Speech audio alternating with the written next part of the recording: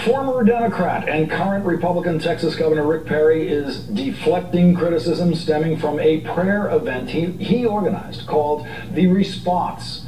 The free event takes place this Saturday at Reliance Stadium in Houston, which has a capacity of over 71,000 seats.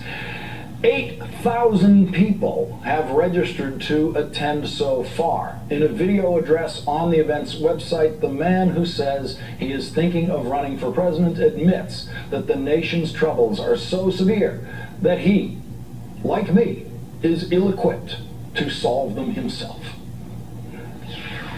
With the economy in trouble, communities in crisis, and people adrift in a sea of moral relativism, we need God's help. That's why I'm calling on Americans to pray and fast like Jesus did, and as God called the Israelites to do in the book of Joel. One of the event's primary sponsors is the American Family Association, an evangelical group whose leadership has condemned pornography, abortion, homosexuality, and First Amendment rights for Muslims. The Southern Poverty Law Center classifies them as a hate group. And televangelist John Hagee will speak at the event.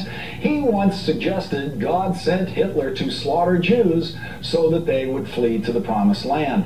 He also called Catholicism, quote, a godless theology of hate.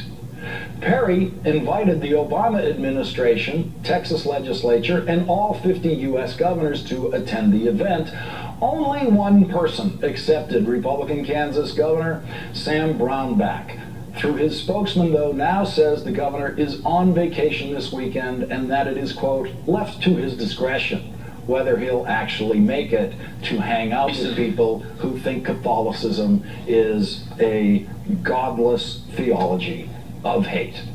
Even Governor Perry is downplaying his role in his own event. He told reporters last week, I'm going to be there.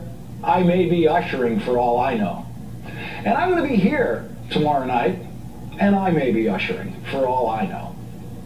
Joining me now, Executive Director of Americans United for Separation of Church and State, Reverend Barry Lynn. He is also an ordained minister in the United Church of Christ. Thanks for joining me tonight, Reverend. Nice to be here. Reverend, you and the ACLU of Texas are running another event called the Family, Faith, and Freedom event the night before Governor Perry's.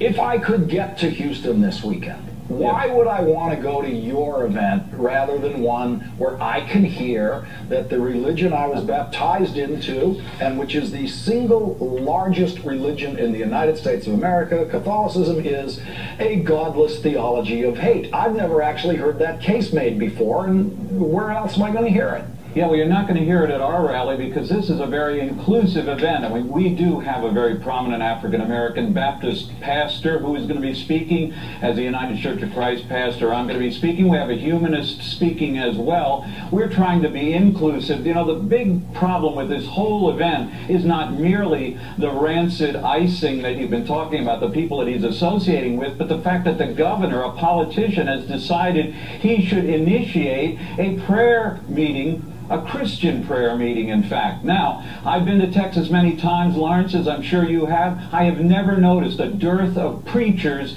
in the Lone Star State.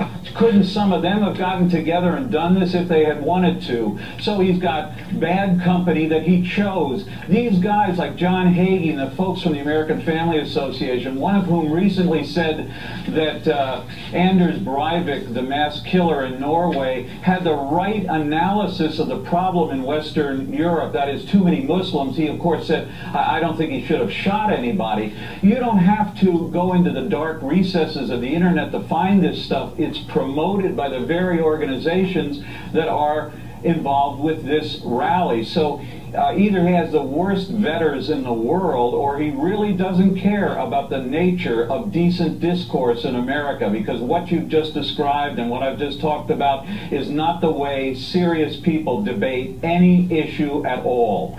I wish we had more time to talk about it, Reverend. I think what it does show is he has absolutely no idea what the real politics of running for president are. This is the kind of candidate who would get wiped out very quickly on a national stage. You know, if he doesn't fill half of those seats on Saturday, it's going to be a political disaster, you might say, of biblical proportions. Well put, Reverend Barry Lynn of Americans United. Thank you very much for joining us tonight. Thank you. You can have the last word online at our blog.